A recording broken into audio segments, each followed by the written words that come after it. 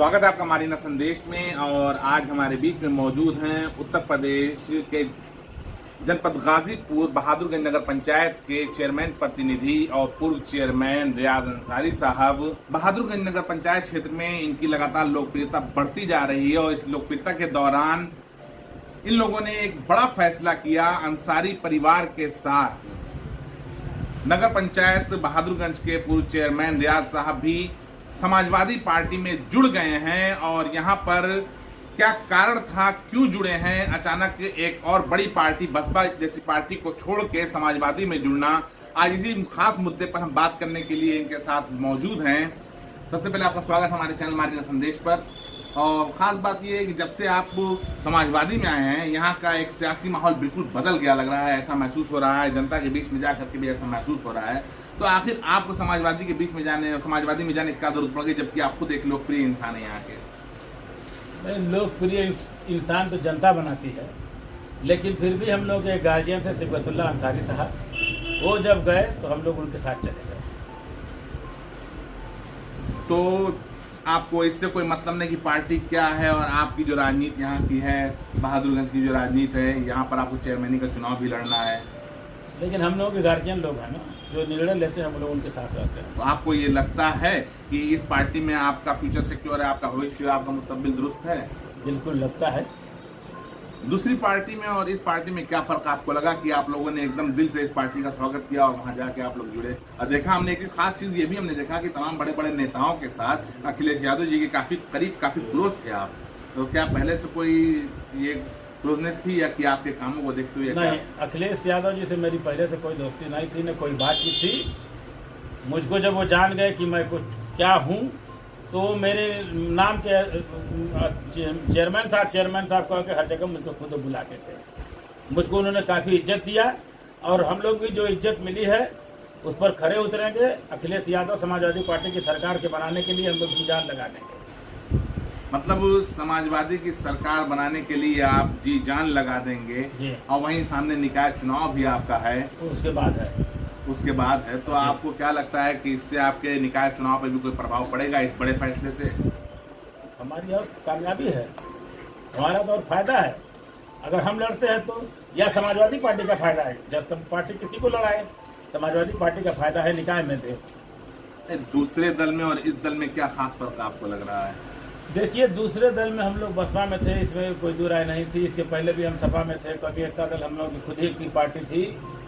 लेकिन जो बहन जी ने हम लोगों के साथ, कभी हम लोग के मुसलमानों पर जुल्म हो रहे थे चारों तरफ, कभी वो जो है कि नहीं हम लोगों की आवाज़ को उठाई कि जो है कि मुसलमानों पर जुल्म हो रहा है, बुनकरों के साथ जुल्म हो रहा है। हम लोग ये देखे कि अखिलेश यादव, मुलायम सिंह यादव ने बुनकरों का साथ दिया था, पासबुक बनाया था, वो भी जो है कि नहीं ये डूबता नजर आ रहा है। अभी तक इस पर आगे मामला नहीं बढ़ा। किसान का कोई हितैषी नहीं बन, व्यापार वर्ग का कोई हितैषी नहीं।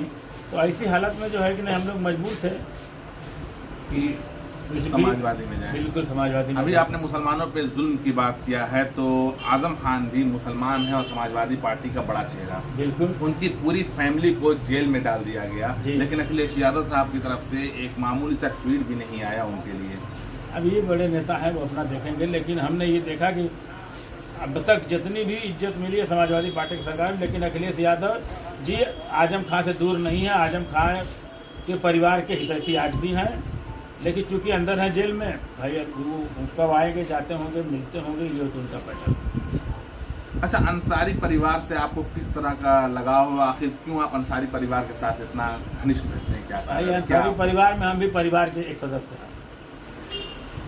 हमको जो अंसारी परिवार में इज्जत मिलती है, वो अंसारी परिवार में परिवार के सदस्य के रूप में हैसियत इज्जत मिलती है। लेकिन अंसारी परिवार को माफियाओं का परिवार कहा जाता है। वो कौन क्या कहता है, इससे क्या लेना देना है? माफिया की पहचान क्या है? जो कहता है माफिया की पहचान क्या है? गरीबों की मदद करना माफिया की पहचान है? गरीबों पर जुल्म हो रहा है, उसमें मदद करना माफिया की पहचान है? माफिया कौन क्या करता है? असली माफिया को तो लोग पकड़ ही नहीं पा रहे, खोज ही नहीं पा रहे। चर्चाएं आजकल ये भी हैं कि विधायक मुख्तार अंसारी एक अपराधी हैं और क्राइम बहुत सारा करते हैं, लेकिन देखा जा रहा है कि काफ़ी अरसे से विधायक मुख्तार अंसारी जेल में बंद है, लेकिन उसके बाद भी अपराध और हत्याएं नहीं रुक रही हैं। आखिर इसके पीछे क्या एक कारण भी होता है? एक भी कहीं अपराध मुख्तार अंसारी की कोई साबित कर दे, एक भी अपराध साबित कर दे, एक भी अपराध कोई साबित कर दे मुख्तार अंसारी ने ये अपराध किया है। जेल में रह रहे हैं तब कैसे अपराध कर रहे हैं?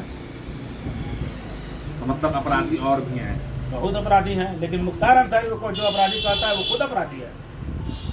एक भी कोई जेल में रहने के बाद भी मुख्तार अंसारी जेल में है और अपराध हो रहा है, तो मुख्तार अंसारी इसका मतलब कि सरकार खुद छूट दे के करा रही है जेल से निकाल के। जैसा आपने देखा है कि किस तरीके से विधायक मुख्तार अंसारी को अपराधी कहने वालों को ही अपराधी बता रहे हैं रियाज चेयरमैन साहब, और इनकी आस्था भी जुड़ी है अंसारी परिवार से। लोग भले ही माफिया कहें, लेकिन इनका पारिवारिक संबंध है, ये माफिया नहीं समझते हो। इनका एक सवाल ये है कि माफिया कौन है, माफिया की परिभाषा क्या है। बस खास बात अब वो वहां से चल के अब दोबारा आपके नगर पंचायत में आते हैं। काफी दिनों से आप परेशान थे अपने नगर के विकास को लेकर, अपने निकाय के विकास को लेकर के। यहाँ पर विकास बाधित था आपका, लेकिन आजकल बता रहे हैं काफी तेजी से आपका टेंडर पास हो रहा है। बड़ी खुशी आपको इस बात की है। तो आखिर क्या ऐसा कुछ दिनों में बदलाव हो गया कि इतना तेजी से काम हो रहा है? सरकार की ऐसी व्यवस्था थी कि हमको अधिशासी अधिकारी नहीं मिल रहे थे। तो जब से मैं 2017 में नहीं, 2000 से सन 2000 से, सन यानी 21 साल 2000 हो गया। से अधिशासी अधिकारी के नहीं रहने के कारण कार्य बाधित होते रहे, लेकिन कार्य लेट होते रहे। इस बार कुछ ज़्यादा बाधित हो गया। मोहम्मदाबाद के अधिशासी अधिकारी यदुनाथ जी के को अतिरिक्त चार्ज मिला बहादुरगंज का। वो यहाँ आते नहीं थे, 3-3 महीने पे नहीं आते थे। अगर आए तो 2-4-5 मिनट के लिए आए, या कोई मेरा टेंडर होता था तो बहुत जो है कि नहीं प्रेशर में वो बना पाते थे, उनसे बन भी नहीं पाता था। अब हम प्रयास में रहते थे, हमको अधिशासी अधिकारी फ्रेश मिल गया, हमारा काम तेज़ी से बढ़ रहा है आगे। आपको 1 महीने 2 महीने में नगर में बहुत कुछ दिखाई देगा। 1 महीने 2 महीने में फिर आप आइएगा, देखिएगा कि नगर कहाँ जा रहा है। नगर की जो टूटी सड़कें हैं वो सब के सब नई बनाने जा रहे हैं। काफ़ी टेंडर हम करने जा रहे हैं। हाई मार्क्स की लाइटें लगाने जा रहे हैं। बात बहुत बड़ी नहीं है। कुछ लोग कह देते हैं विरोधी की लंबी बात करते हैं। अब मैं काम करने जा रहा हूँ तो लंबी बात करने की क्या जरूरत है? मैं तो काम करने जा रहा हूँ भाई। कोई भी काम बात से ही शुरू होता है, हाँ। तभी अमल दरामद उस पर होता है। तो सही है। तो एक चीज आप ये बताएं कि आपका इतना पुराना 4 बार का लगातार अनुभव रहा है नगर निकाय का आपके, तो तब जो ईओ आते थे, चाहे अतिरिक्त चार्ज लेके आए चाहे जैसे भी, और इस समय जो आपके ईओ आए हैं, इन लोगों में क्या अंतर आपको देखने को मिला? बहुत अच्छा अंतर है। काम की लगनता है, लगनशील से काम करते हैं, तेज़ी से काम करते हैं, काम निपटाते हैं तुरंत, काम को लटकाते भी नहीं हैं। और ईओ में इनके में यही फ़र्क है। क्या नाम है आपके ईओ साहब का? सुरेंद्र प्रताप सिंह। कहाँ से आए हैं ये आए हैं कंछल बदायूं से। बदायूं से आए हैं। अभी आपने देखा कि रियाज अंसारी साहब ने किस तरीके से सारी बातों को आपके सामने खुल के बिल्कुल बताया, और बिल्कुल बेबाक अंदाज से बताया। अब एक आखिरी और बड़ा खास सवाल है, क्या लगता है आपको कि आपके आने वाले चुनाव में क्या पोजीशन आपकी अब रहेगी पहले की अपेक्षा? आप निकाय की बात कर रहे हैं या विधानसभा की? निकाय की हम बात कर रहे पहले हैं। विधानसभा की बात करिए। तो विधानसभा पे ही बता दीजिए क्या पोजीशन विधानसभा रहेगी में हम समाजवादी लोग की? सरकार को बनाएंगे। सरकार बनाएंगे। हाँ, सरकार बनाएंगे हम लोग। आपको लग रहा है कि इतनी मजबूत भाजपा सरकार को हटा पाना आसान काम है? अब कितना आसान है नहीं ये वक्त बताएगा। आज कौन इनसे खुश है? व्यापारी खुश नहीं है, किसान खुश नहीं है। इनसे कौन जात धर्म का आदमी खुश है? इससे इनकी सरकार से जो इनके वोटर थे वही नहीं खुश हैं इनसे। बाजार में चले जाइए, हमारे यहाँ सब बनिया परेशान हैं। सारे बनिया इनको उल्टा सीधा बोल रहे हैं। आप देहातों में चले जाइए, किसान इनको उल्टा सीधा बोल रहे हैं। कोई हर काम तो जो इन्होंने अपने कब्जे में ले रखा है, कुछ हो नहीं रहा है। आप ई रेल बेचने जा रहे हैं, कहाँ रोजगार है? बैंक का विलय करने जा रहा है, कहाँ रोजगार जा रहा है? बस सिर्फ इनके पास एक ही मुद्दा है जो दिखा रहे हैं, बस हिंदू मुसलमान करके ही वोट मांगना चाहते हैं। इनके पास और कोई मुद्दा ही नहीं है। ये क्या विकास गाएंगे? हमारे यहाँ 6 लेन बन रहा है, लखनऊ जा रहा है, 4 घंटे में आप लखनऊ पहुँचेंगे। अखिलेश यादव की देन है। मऊ से जहुराबाद, कासनाबाद, अलालपुर होते हुए जो सड़कें बनी अखिलेश यादव ने बनाया। जितनी भी गाजीपुर से जो है बक्सर की रोड, रसड़ा का कासनाबाद, रसड़ा जो है कि नहीं ये आपके बेलसरा रोड, कौन सी रोड ऐसी है जिस पर इन्होंने बनाया है? कोई रोड इन्होंने नहीं बनाया है। जितना 6 लेन बनने जा रहा है सब अखिलेश यादव ने। लेकिन भाजपा सरकार की अगर बात किया जाए तो भाजपा सरकार में जैसा कि योगी जी ने हर स्टेज से कहा, अपराधियों की जो जगह है उनको वहाँ पहुँचा दिया जाएगा और उत्तर प्रदेश को अपराध मुक्त बना दिया जाएगा और लगातार बड़ी बड़ी कार्रवाई की जा रही है। अभी तक किसी सरकार में ऐसी कार्रवाई नहीं की गई थी कि किसी के मकान को डिमॉलिश किया जाए, किसी की ज़मीनों को अतिक्रमण मुक्त कराया जाए, जितनी कार्रवाइयाँ इस सरकार में हो रही हैं। अब वो कर रहे हैं, वही उनका विषय है, वो कर रहे हैं, वो अपने हिसाब से कर रहे हैं, सरकार में अपने हिसाब से कर रहे हैं। ये जुल्म कब तक चलेगा? तो ये आप इस बात को जुल्म मानते हैं? बिल्कुल जुल्म मानते हैं। ये आपके नज़र में गलत हो रहा है? हाँ, गलत हो रहा है, बिल्कुल गलत हो रहा है। क्या होना चाहिए था अपराधियों के साथ? काहे लिए न्यायालय बनी है? अगर अपराध कोई कर रहा है, न्यायालय से जो निर्णय आए उसको करे।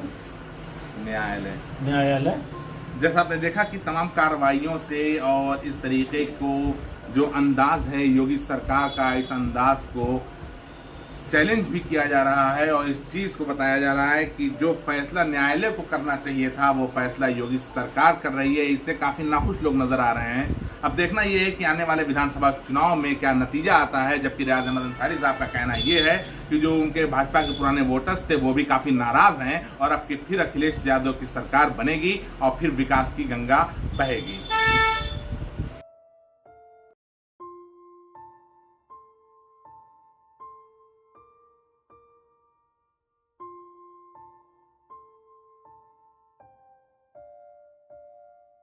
खबरें पसंद आई हो तो लाइक करें, शेयर करें, कमेंट करें और इसी तरह खबरों का ताज़ा अपडेट पाने के लिए हमारे चैनल को सब्सक्राइब करके घंटी वाला बटन दबाना ना भूलें।